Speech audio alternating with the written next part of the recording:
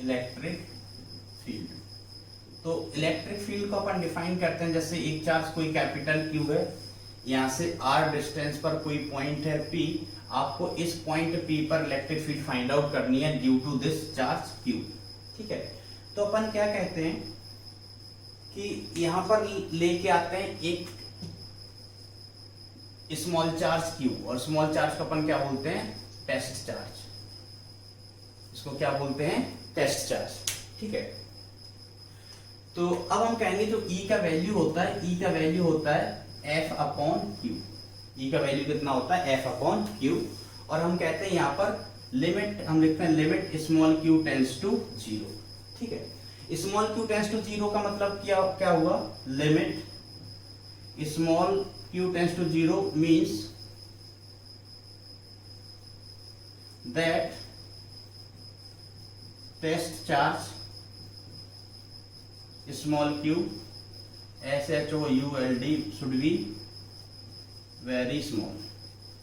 जो test charge है वो कैसा होना चाहिए बेटा, very very small. Very small क्यों होना चाहिए टेस्ट चार्ज, हम टेस्ट चार्ज को वेरी स्मॉल इसलिए लेते हैं सो दैट ये ओरिजिनल चार्ज की फील्ड को इफेक्ट ना कर पाए। ठीक है, अब देखिए कि हम इस रीजन में अगर फील्ड देखेंगे तो एक तो यहाँ पर फील्ड होगी कैपिटल क्यू चार्ज की, और दूसरी फील्ड किसकी होगी, इधर मान लीजिए इस डायरेक्शन में से मैं कह देता हूँ, एक फील्ड किसकी होगी, स्मॉल क्यू चार्ज की। ठीक है, अगर स्मॉल क्यू अब यहाँ पर अगर हम नेट फील्ड लिखेंगे ई नेट, तो ई नेट की वैल्यू क्या होगी, E due to capital Q minus E due to small Q. ठीक है, तो अब देखिए हमें फील्ड फाइंड आउट करना था इसकी, लेकिन मिलेगा क्या, ई नेट। तो हम कहते हैं कि टेस्ट चार्ज अगर स्मॉल होगा, टेस्ट चार्ज क्या होगा, स्मॉल, इसकी वैल्यू कैसी होगी, स्मॉल। तो हमें जो ओरिजिनल चार्ज है इसकी फील्ड फाइंड आउट करनी है, वो ऑलमोस्ट कैसी मिलेगी, एक्यूरेट। अगर हम टेस्ट चार्ज को स्मॉल नहीं लेंगे तो इस रीजन में कैपिटल क्यू की भी, या हम कहें इस पॉइंट पर कैपिटल क्यू की भी फील्ड होगी और स्मॉल क्यू की भी फील्ड होगी, और हम जब कैलकुलेट करेंगे तो हमें कौन सी फील्ड मिलेगी, रिजल्टेंट फील्ड। ठीक है, इसलिए अपन क्या चाहते हैं कि जो स्मॉल क्यू है चार्ज वो कैसा होना चाहिए, वेरी वेरी स्मॉल। ठीक है, अब पॉइंट चार्ज के लिए अगर हम ई की वैल्यू कैलकुलेट करें, पॉइंट चार्ज के लिए ई की वैल्यू कैलकुलेट करें तो अपन क्या लिखेंगे, E is equal to 1/4 pi epsilon naught, F की वैल्यू पुट कर रहा हूं k q upon r square divided by small q. तो यो गया, तो ये कितना है, 1/4 pi epsilon naught q upon r square. So this is the electric field at point P. ठीक है, और कई बार आप इसको ऐसे भी लिखते हैं, के, इसकी वैल्यू क्या होती है, k q by r square. इसकी वैल्यू क्या लिखते हैं बेटा, k q by r square. This is field due to point charge, field due to point charge, getting it. अब इसके बाद में थोड़ी सी कहानी को आगे बढ़ाता हूं, और कहानी को आगे बढ़ाते हुए अपन डिस्कस करने चलते हैं, कहानी को आगे बढ़ाते हुए अपन डिस्कस करने चलते हैं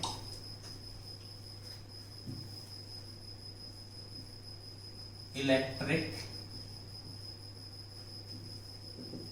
lines of force, electric lines of force. ठीक है, तो देखिए electric lines of force basically क्या होती है, हम कहते हैं कि किसी भी फोर्स का फील्ड है वो कैसा होता है, इनविजिबल। जैसे अपने सराउंडिंग में कोई फील्ड है तो हम कहेंगे यस ग्रेविटेशनल फील्ड तो है, लेकिन हमें वो दिखाई दे रही है क्या, नहीं दे रही है। तो कोई भी जो फील्ड होती है वो कैसी होती है, इनविजिबल। तो अपन क्या करते हैं कि जो फील्ड है, फोर्स फील्ड, वो कैसी होगी उसका पिक्चर जनरेट करने के लिए अपन क्या करते हैं, इमेजिनरी लाइंस ड्रॉ करते हैं। क्या करते हैं, इमेजिनरी लाइंस ड्रॉ करते हैं। ठीक है, इन इमेजिनरी लाइंस को अपन क्या कहते हैं, फोर्स फील्ड। इन इमेजिनरी लाइंस को अपन क्या कहते हैं, फोर्स फील्ड। जैसे हम बात करेंगे ग्रेविटी की, तो ग्रेविटेशनल फील्ड कैसे होगी, तो उसके लिए अपन क्या करेंगे, एक मास लेंगे छोड़ देंगे, मास लेंगे छोड़ देंगे, मास लेंगे छोड़ देंगे, तो वो कहां जाएगा, नीचे। तो हम कहेंगे ग्रेविटेशनल लाइंस ऑफ फोर्स होंगी, वो कैसे होंगी, वर्टिकली डाउनवर्ड, ऐसे। समझ रहे हैं? तो अपन क्या कहते हैं कि कोई भी फील्ड इनविजिबल होता है, उसका पिक्चर जनरेट करने के लिए हम इमेजिनरी लाइंस ड्रॉ करते हैं, उनको अपन क्या बोलते हैं, लाइंस ऑफ फोर्स। ठीक है। और अगर इलेक्ट्रिक फोर्स का हम लाइंस ड्रॉ करेंगे तो इलेक्ट्रिक फोर्स के लाइंस को अपन क्या कहेंगे, electric lines of force. Gravitational force की लाइंस ड्रॉ करते तो अपन क्या कहते हैं, gravitational lines of force. Magnetic force की लाइंस ड्रॉ करते तो हम क्या कहते हैं, magnetic lines of force.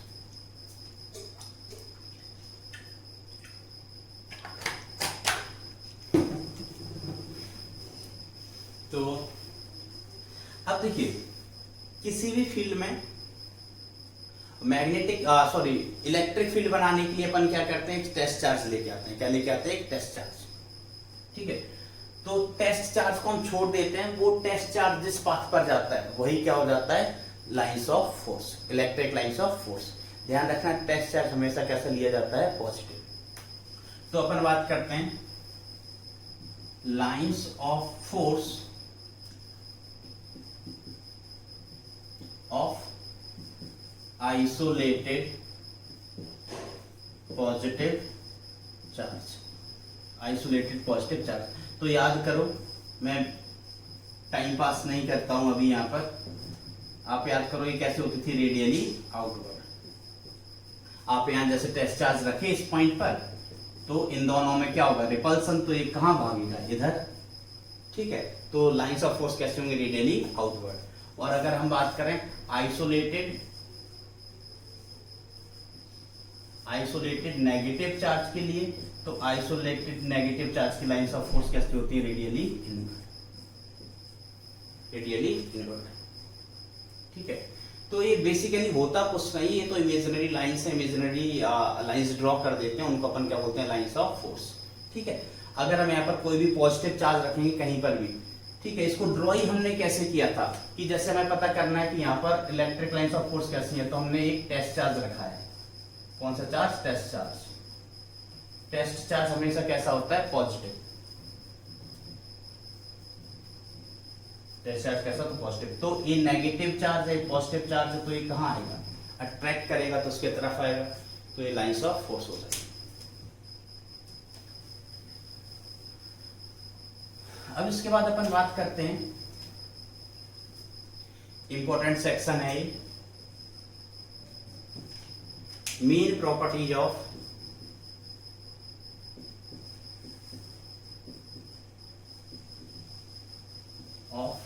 Electric lines of force. Main properties of electric lines of force. तो पहला प्रॉपर्टी क्या कहते हैं कि अगर कोई electric lines of force suppose ऐसी है, कोई electric lines of force suppose ऐसी है, तो tangent drawn at any point on the electric lines of force gives the direction of electric field at that particular point. अब देखिए, यहां पर तो हर जगह डायरेक्शन चेंज हो रही है इलेक्ट्रिक फील्ड की। अब मेरे से कोई पूछे कि इस पॉइंट पर बताओ इलेक्ट्रिक फील्ड किस डायरेक्शन में है, तो हम क्या कहेंगे, यहां पर एक टेंजेंट ड्रॉ कर दो। क्या ड्रॉ कर दो, टेंजेंट। और जिस जो टेंजेंट होगा उसी के अलोंग क्या होगा, electric field. Electric field tangent के ही अलोंग होगा। हमसे कोई पूछे कि इस पॉइंट पर इलेक्ट्रिक फील्ड का हो गया, हमका टेंजेंट ड्रॉ करो। क्या ड्रॉ करो, टेंजेंट। टेंजेंट ड्रॉ करोगे, आपको जिस डायरेक्शन में टेंजेंट होगा उसी डायरेक्शन में फील्ड होगा। तो ये तो पहली प्रॉपर्टी हो गई। दूसरी प्रॉपर्टी अपन क्या कहते हैं कि इलेक्ट्रिक लाइंस ऑफ फोर्स एक दूसरे को न तो कभी कट करती हैं और ना ही कभी एक दूसरे को टच करती हैं। Electric lines of force neither touches each other nor intersects each other. ठीक है। तो देखिए, इस केस में मैंने लाइंस को कट करवा दिया और इस केस में क्या करवा दिया, टच करवा दिया। ठीक है। अब जैसे कई बार इसका रीजन पूछते हैं कि ऐसा क्यों, तो हम कहेंगे ऐसा इसलिए कि जैसे इंटरसेक्शन पॉइंट है। अब इस इंटरसेक्शन पॉइंट पर अगर मैं टेंजेंट ड्रॉ करूं तो एक तो टेंजेंट ये हो गया और दूसरा टेंजेंट हम यहां पर ड्रॉ कर सकते हैं ऐसे।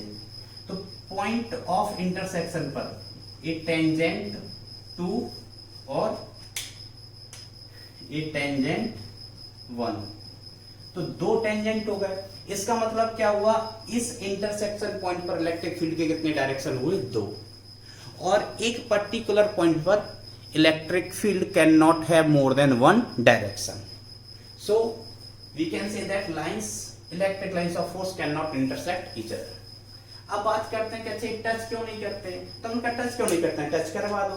ठीक है, तो यहाँ से हमने इनको क्या किया, टच करवा दिया. ठीक है लाइंस को.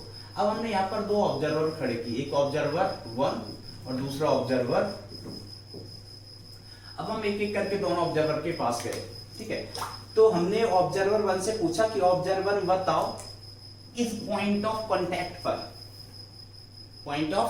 पर कैसा चार्ज रखा हुआ है. तो ऑब्जर्वर 1 बोलेगा कि यहां से जो लाइंस हैं वो लाइंस यहां पर जाकर टर्मिनेट हो रही है, खत्म हो रही है. ठीक है, अब आप बताओ कि किस चार्ज पर लाइन खत्म होती है. तो हम कहते हैं कि नेगेटिव चार्ज पर लाइंस टर्मिनेट होती हैं. तो अकॉर्डिंग टू ऑब्जर्वर 1 ये पॉइंट पी किस चार्ज का पोजीशन होगा, पोजीशन ऑफ नेगेटिव चार्ज. ठीक है, अब हम ऑब्जर्वर 2 से पूछते हैं कि ऑब्जर्वर 2 आप ये बताओ पॉइंट पी पर कौन सा चार्ज रखा हुआ है. Observer 2 will say lines are diverging or lines are emitting from point P. It means that point P is a position of positive charge. क्योंकि आप जानते हैं कि पॉजिटिव चार्ज से electric lines of force diverse करती हैं, निकलती हैं. ठीक है, तो इसने क्या बोला कि यहाँ पर कैसा चार्ज है, पॉजिटिव चार्ज. अब आप एक चीज बताओ, क्या एक पॉइंट दो डिफरेंट चार्ज का पोजीशन हो सकता है, तो आप कहेंगे नहीं. तो यहां से हम क्या कंक्लूड किए कि लाइन को कभी भी टच नहीं करना चाहिए. Getting it? ओके. अब इसके बाद अपन आगे बढ़ते हैं.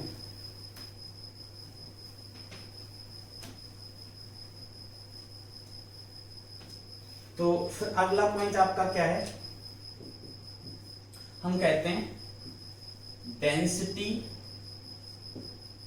Density of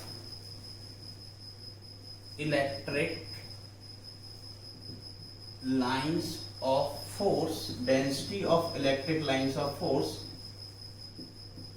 gives the qualitative idea regarding the strength of electric field. अगला पॉइंट अपन क्या बोलते हैं, that density of electric lines of force gives the qualitative idea regarding the electric field strength. इसका मतलब क्या हुआ कि जहां पर इलेक्ट्रिक लाइंस ऑफ फोर्स का डेंसिटी ज्यादा होगा वहां पर इलेक्ट्रिक फील्ड स्ट्रेंथ भी ज्यादा होगा. तो ये बड़ा कॉमन सा एग्जांपल है, अपन हर बार यही लेते हैं. क्लास में भी मैंने यही ड्रॉ कराया था. तो यहाँ पर मैंने लिया एक point A, point B, point C. तो अब देखिए सबसे ज्यादा डेंसिटी कहाँ है, पॉइंट C पर. तो electric field at point C will be greater than the electric field at point A will be greater than the electric field at point B. देखिए डेंसिटी सबसे ज्यादा का है पॉइंट C पर, तो उसका मतलब क्या हुआ, पॉइंट C पर इलेक्ट्रिक फील्ड स्ट्रेंथ सबसे ज्यादा हुई. और डेंसिटी सबसे कम कहाँ है, पॉइंट B पर, तो इसका मतलब क्या हुआ, यहाँ पर इलेक्ट्रिक फील्ड स्ट्रेंथ सबसे कम. Getting it? ठीक है, इसके साथ साथ ही कि इलेक्ट्रिक फील्ड की स्ट्रेंथ देखकर हम क्या कर सकते हैं, चार्ज के मैग्नीट्यूड का आइडिया भी लगा सकते हैं. कि जैसे हमने कहा यहाँ पर एक चार्ज Q1 है और दूसरा चार्ज यहाँ पर कैसा है, Q2. ठीक है, अब हमने कहा कि जो लाइंस ऑफ फोर्स हैं, very marker lines of force हैं, these lines are terminating on it.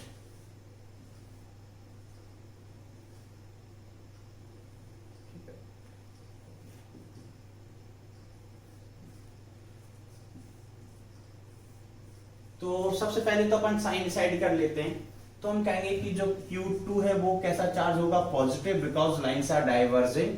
And जो Q1 चार्ज है वो कैसा होगा, negative, because lines are terminating और कन्वर्जिंग. आपको पता है नेगेटिव चार्ज पर इलेक्ट्रिक लाइंस ऑफ फोर्स आपके कन्वर्ज करते हैं. ठीक है, अब इसके बाद अपन इनके मैग्नीट्यूड का भी कंपेयर कर सकते हैं और अपन क्या कह सकते हैं, mod of Q1 is greater then the mod of Q2. Why?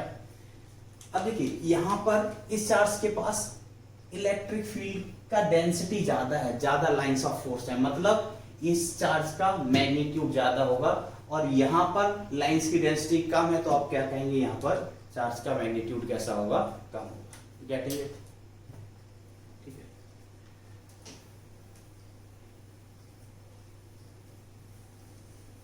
अब देखिए अगला पॉइंट अपन क्या कहते हैं, that electric lines of force are perpendicular to equipotential surface. Electric lines of force are perpendicular to equipotential surface. ठीक है, तो अगर आप इक्विपोटेंशियल सरफेस, हम रिवीजन कर रहे हैं तो ऑब्वियसली आप इक्विपोटेंशियल सरफेस जानते होंगे। ठीक है, इक्विपोटेंशियल सरफेस का मतलब क्या होगा, जहां पर पोटेंशियल कैसा है, सेम है। ठीक है, अब अगर इक्विपोटेंशियल सरफेस पर जो इलेक्ट्रिक लाइंस ऑफ फोर्स होते हैं वो हमेशा कैसे होते हैं, परपेंडिकुलर। जैसे हमने कहा ये कोई बॉडी है और ये सरफेस है, ये इक्विपोटेंशियल सरफेस है, इक्विपोटेंशियल सरफेस है। तो यहां से जो लाइंस ऑफ फोर्स होंगे, कौन सी lines of force, electric lines of force, वो कैसे होंगे, परपेंडिकुलर। कैसे होंगे, परपेंडिकुलर। ठीक है, ये सारा चीज अपन ने क्लास में डिस्कस किया था इलेक्ट्रोस्टैटिक इक्विलिब्रियम में, याद करना। और कमेंट सेक्शन में आप बताना याद करके, रिकॉल करके, कि जो इलेक्ट्रिक लाइंस ऑफ फोर्स होती हैं वो इक्विपोटेंशियल सरफेस के परपेंडिकुलर ही क्यों होना चाहिए। बताएंगे क्या बेटा? आगे बढ़ते हैं फिर।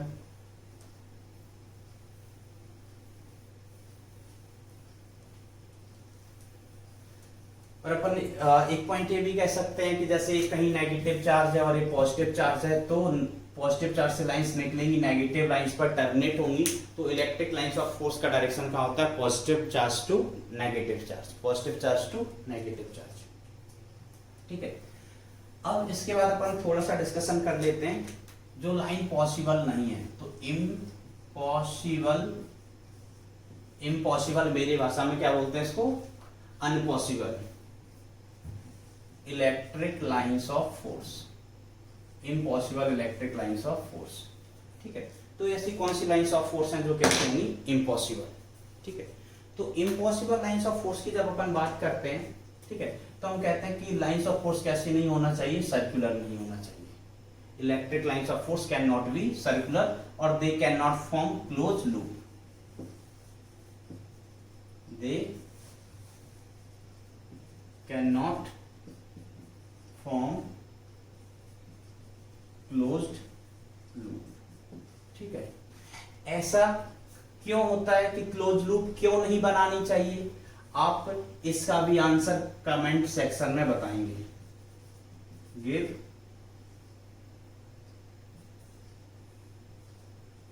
रीजन इन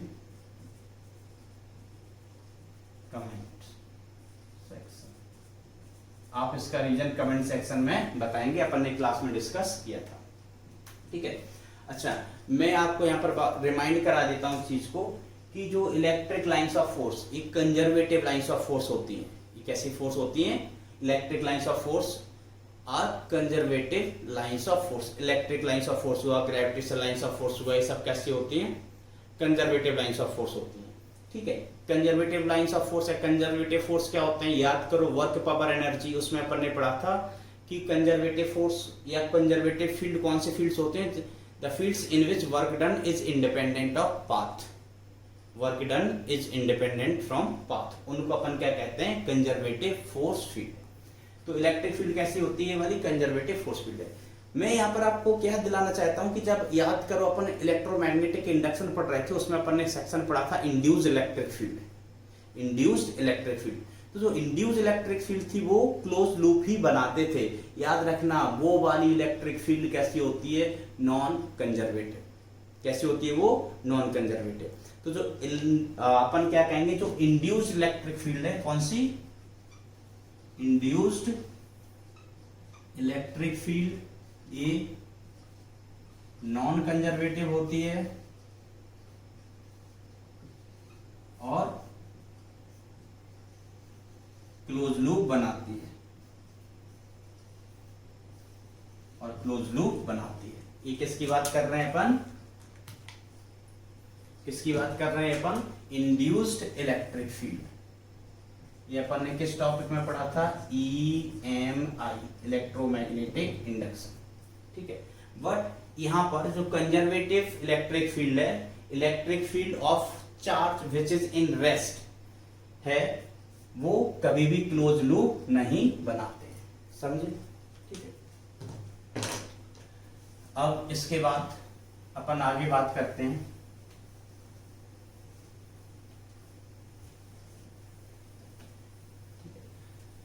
आप याद करिए कि अपन ने जब इंडक्शन ऑफ चार्ज पढ़ा था, तो इंडक्शन ऑफ चार्ज में अपन क्या कहते थे? एक यहां पर एक कंडक्टिंग स्फीयर है, कंडक्टिंग स्फीयर ना। अभी अपन ने इस लेक्चर में इंडक्शन ऑफ चार्ज की बात नहीं की है, चलो इसी बहाने इसकी भी बात हो जाएगी। किसकी? इंडक्शन की।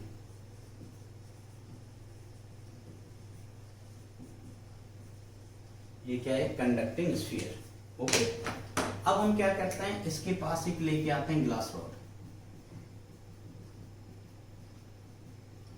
ठीक है, जब इसके पास हम ग्लास रॉड लेके आएंगे तो आपको पता है कि इसके जो पास वाला सरफेस है, किसके? ग्लास रॉड के, कंडक्टिंग स्फीयर, तो यहां पर कौन सा चार्ज एकोमुलेट हो जाएगा? Negative charge. और यहां पर कौन सा चार्ज हो जाएगा? Positive charge. कौन सा चार्ज एकोमुलेट हो जाएगा? Positive charge. ठीक है, समझ रहे हैं? इंडक्शन ऑफ चार्ज में होगा।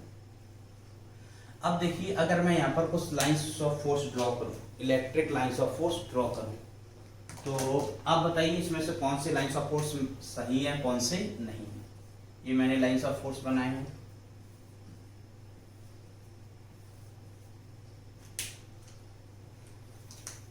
एक पॉजिटिव चार्ज है, तो लाइंस ऑफ फोर्स कैसे बनाए मैंने? पॉजिटिव चार्ज से नेगेटिव चार्ज की तरफ, पॉजिटिव चार्ज से सरफेस के परपेंडिकुलर है, पॉजिटिव चार्ज से नेगेटिव चार्ज की तरफ। तो इसमें से कौन से लाइंस ऑफ फोर्स पॉसिबल है, कौन से नहीं है? तो हम कहेंगे इसमें ए वाला लाइंस ऑफ फोर्स पॉसिबल नहीं है, ए वाला लाइंस ऑफ फोर्स पॉसिबल नहीं है। ठीक है, ये भी पॉसिबल नहीं है, सिर्फ ए वाले लाइंस ऑफ फोर्स पॉसिबल है। ठीक है, अब अपन समझते हैं कि कौन सा पॉसिबल नहीं है तो, और कौन सा पॉसिबल है। तो नहीं है तो क्यों नहीं है तो क्यों है। ठीक है, अब देखिए, हमने कहा इस लाइन के साथ क्या दिक्कत है? ये तो सरफेस से परपेंडिकुलर निकल रहा है, सरफेस से परपेंडिकुलर निकल रहा है। आपको याद है कि अगर हम इसको चार्ज बोलेंगे, चार्ज दिए तो इक्विलिब्रियम स्टेट में, इक्विलिब्रियम, और पूरा स्पेलिंग कौन लिखे? इक्विलिब्रियम पता भी नहीं है मुझे। इक्विलिब्रियम स्टेट में क्या होते हैं? बॉडी का पोटेंशियल कैसा हो जाता है? सेम। पोटेंशियल ऑफ बॉडी कैसे हो जाता है बेटा? सेम। ठीक है, पोटेंशियल ऑफ बॉडी कैसा हो जाता है? सेम। ठीक है, अगर अब हम इस लाइन को कंसीडर करके चलते हैं, इस लाइन को, तो हम कहेंगे ये पॉइंट x है, ये पॉइंट y है। ठीक है, अब आप बताओ पॉइंट x और y सेम पोटेंशियल पर है, Vx इज इक्वल टू क्या होगा? Vi, क्योंकि बॉडी कैसी है? कंडक्टिंग, और कंडक्टिंग बॉडी के हर एक पॉइंट का पोटेंशियल कैसे होता है? सेम। ये आपको पता होना चाहिए, और तो मैंने इस लेक्चर में नहीं बताया, ये रिवीजन चल रहा है और बेसिक चीजें तो आपको पता होंगी ही कि कंडक्टिंग बॉडी के हर एक पॉइंट का पोटेंशियल कैसा होता है? सेम। अब हम लाइंस ऑफ फोर्स के अकॉर्डिंग चलें तो हम जानते हैं कि इलेक्ट्रिक लाइंस ऑफ फोर्स की जो डायरेक्शन है वो high potential to low potential होती है। कहां होती है? High potential to low potential. तो हम कहेंगे but according to this line of force Vx is greater than Vy। ऐसा क्यों? क्योंकि लाइन कहां से स्टार्ट हो रही है? x से। कहां टर्मिनेट हो रही है? y में। तो इसका मतलब क्या हुआ? x का पोटेंशियल ज्यादा और y का पोटेंशियल कम। समझ के बेटा बात को? तो ये वाली लाइन पॉसिबल नहीं है। सेम रीजन से ये वाली लाइन भी पॉसिबल नहीं है। अब ये वाली लाइन क्यों पॉसिबल नहीं है? तो हम कहेंगे कंडक्टिंग बॉडी है। कैसी बॉडी है? कंडक्टिंग, और कंडक्टिंग बॉडी के अंदर E कितना होता है? 0, इसलिए पॉसिबल नहीं है। ठीक है, और ए वाली लाइन पॉसिबल है, इनमें कोई दिक्कत नहीं है। पॉजिटिव चार्ज से निकल रही है, नेगेटिव चार्ज पर टर्मिनेट हो रही है। पोटेंशियल पॉजिटिव चार्ज है तो हाई पोटेंशियल, लो पोटेंशियल, कोई दिक्कत वाली बात ही नहीं है। ये कंडक्टिंग भी नहीं है, कनेक्ट भी नहीं है, समझ गए। तो ये लाइंस ऑफ फोर्स पॉसिबल नहीं है, इनमें कोई गड़बड़ हमें नहीं दिख रही। अच्छा,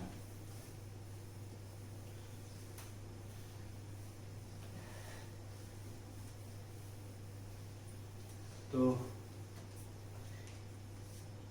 इसी क्रम में अपन आगे बढ़ते हुए बात करते हैं। तो अपन बात करते हैं कि ये जो लाइंस ऑफ फोर्स हैं इस तरीके की, तो अगर मैंने कहा ये लाइंस ऑफ फोर्स हैं तो ये पॉसिबल हैं क्या, तो हम कहेंगे ये लाइंस ऑफ फोर्स भी पॉसिबल नहीं होती है।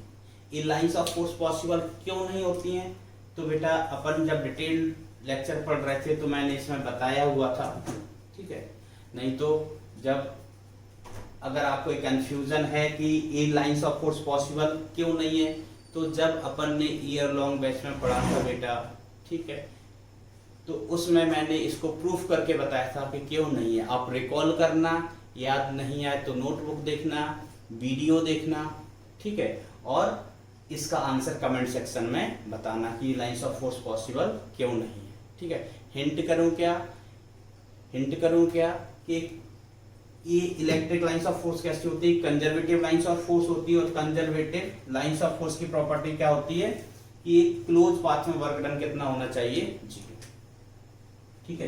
तो स्पेशल एग्जांपल्स में मैंने एक ये वाला एग्जांपल लिया था, दूसरा वाला एग्जांपल क्या लिया था कि by E is equal to by i cap. तीसरा एग्जांपल क्या लिया था, E is equal to x j cap. और फोर्थ एग्जांपल क्या लिया था, E is equal to vector E is equal to x j cap plus y i cap, x j cap plus y i cap, ठीक है। तो देखिए ए वाली line possible नहीं हुआ करती थी, ए वाली लाइन भी पॉसिबल नहीं हुआ करती थी, ए वाली लाइन भी पॉसिबल नहीं हुआ करती थी, ए लाइन पॉसिबल थी, ए electric lines of force possible थी, बरोबर, ठीक है। इनके रीजंस आपको पता है तो ठीक है। अगर मान लीजिए अभी नहीं पता है, आपने वो वीडियो नहीं देखा है, क्लास अटेंड नहीं कर पाई है, तो कमेंट सेक्शन में आप पूछ लेंगे, मैं वहां पर इसको एक्सप्लेन कर दूंगा। Getting it? ओके। ये लाइंस ऑफ फोर्स पॉसिबल होगी, ये नहीं होगी, ये नहीं होगी, ये नहीं।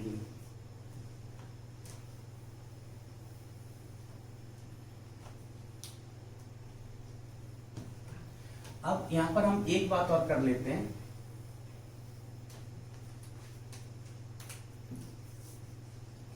Concept of electrostatic equilibrium. Concept of electrostatic equilibrium, देखो इसके यहाँ न्यूमेरिकल पार्ट बहुत ज्यादा नहीं है, फॉर्मूले बहुत ज्यादा ड्राइव नहीं किए, फॉर्मूले में कुछ टाइम भी नहीं लगेगा, लेकिन ये बेसिक चीजें हैं जिन पर थ्योरेटिकल क्वेश्चंस आते हैं, कॉन्सेप्चुअल क्वेश्चंस आते हैं, और सबसे ज्यादा गड़बड़ होने का चांस इन्हीं क्वेश्चंस में होता है, ठीक है। सो बी केयरफुल। अब यहाँ पर अपन बात करें कॉन्सेप्ट ऑफ इलेक्ट्रोस्टैटिक इक्विलिब्रियम। तो इसमें क्या होता है बेसिकली कि हमने कोई बॉडी लिया, इसको दिया चार्ज, अपन ने क्या ली, कोई बॉडी, उसको दिया अपन ने चार्ज, इसके अंदर चार्ज रख दिया। अब क्या ये चार्ज, ये बॉडी कैसी है, कंडक्टिंग, ठीक है। तो कंडक्टिंग बॉडी में हमने चार्ज रख दिया है, तो अब चार्ज बताइए यही रेस्ट में रहेगा क्या, हम कहेंगे नहीं, ये कंडक्टिंग बॉडी है, चार्ज म्यूचुअल रिपल्सन के कारण एक दूसरे से दूर जाएगा, और एक दूसरे से दूर जाएगा तो कहां चलना स्टार्ट करेगा, टुवर्ड्स द सरफेस, ठीक है। फिर हम कहते हैं चार्ज थोड़ी देर में कहां पहुंच जाएगा, ये चार्ज थोड़ी देर में सरफेस पर पहुंच जाएगा। तो सरफेस पर पहुंचने के बाद ये सडनली रुकता नहीं है, चार्ज कहां पहुंच गया, सरफेस पर, लेकिन सरफेस पर ये गोल गोल घूमेगा, ये इधर जा रहा है, मान लीजिए इधर जा रहा है, इधर जा रहा है, ये इधर जा रहा है, ठीक है, ये चार्ज इधर जा रहा है, ठीक है। अब चार्ज इधर जाके आपस में कोलाइड करेगा, ठीक है, दूसरे मॉलिक्यूल से टकराएगा, फिक्स्ड पॉजिटिव आयंस है उनसे टकराएगा, तो ये ड्यू टू द कोलिजन ये क्या करेंगे, अपनी काइनेटिक एनर्जी को, अभी इनके पास कौन सी एनर्जी है, काइनेटिक एनर्जी, कौन सी एनर्जी है? Kinetic energy. इसके पास भी ये मूव कर रहे हैं तो कौन सी एनर्जी है? Kinetic energy. तो काइनेटिक एनर्जी ये धीमे धीमे लॉस कर देंगे इन फॉर्म ऑफ हीट, बरोबर। और फाइनली ये चार्ज स्टेट ऑफ रेस्ट में आ जाएगा। फाइनली चार्ज क्या होंगे? स्टेट ऑफ रेस्ट में आ जाएंगे। वो सेम ही बॉडी है हर बार।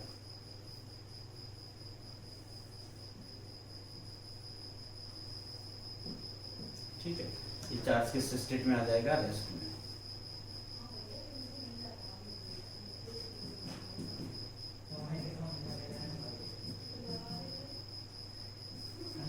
जब चार्ज रेस्ट में आ जाता है तो इसको अपन क्या बोलते हैं? State of electrostatic equilibrium. जब चार्ज किस स्टेट में आ जाता है? रेस्ट में, तो इसको अपन क्या कहते हैं? State of electrostatic equilibrium.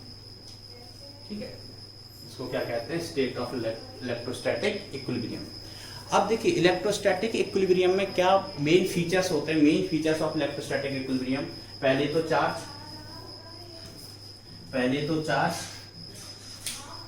Charge rest में आ गया। चार्ज कैसा आ गया? रेस्ट में। दूसरा पॉइंट अपन क्या कहेंगे? होल बॉडी का potential, whole body is at same potential. ऐसे लिख लो, whole body is at same potential. Whole body is at same potential. ठीक है।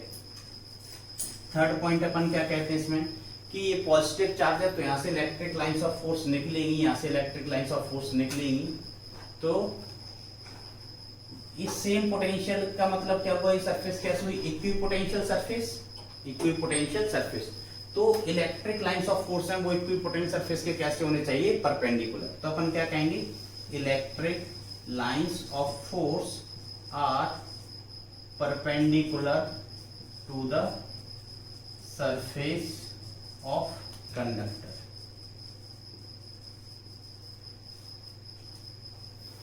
Electric lines of force are perpendicular to the surface of conductor। Okay, ठीक है। फिर अगला point अपन क्या कहते हैं? This is lowest energy.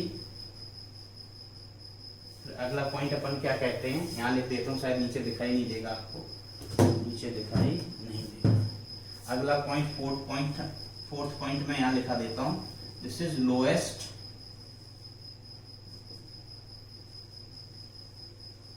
Energy state of system. This is lowest energy state of the system.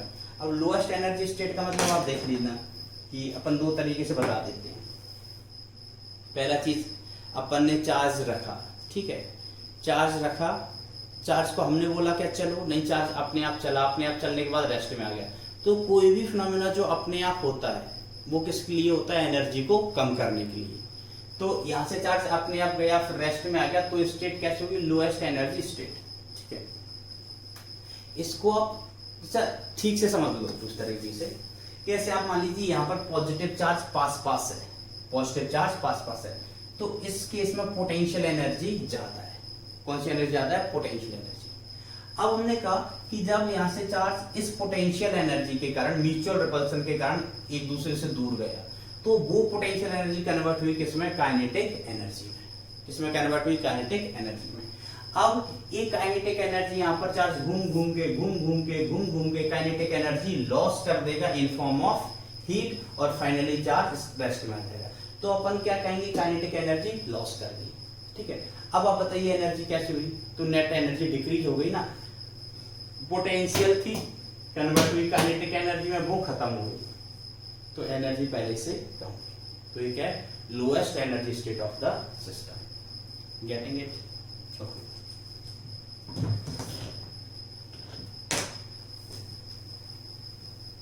अब इसके बाद अपन बात करेंगे, अपन कि डिफरेंट चार्ज सिस्टम का या डिफरेंट चार्ज ऑब्जेक्ट्स की इलेक्ट्रिक फील्ड क्या होती है। ठीक है, वो अपन डिस्कस करेंगे।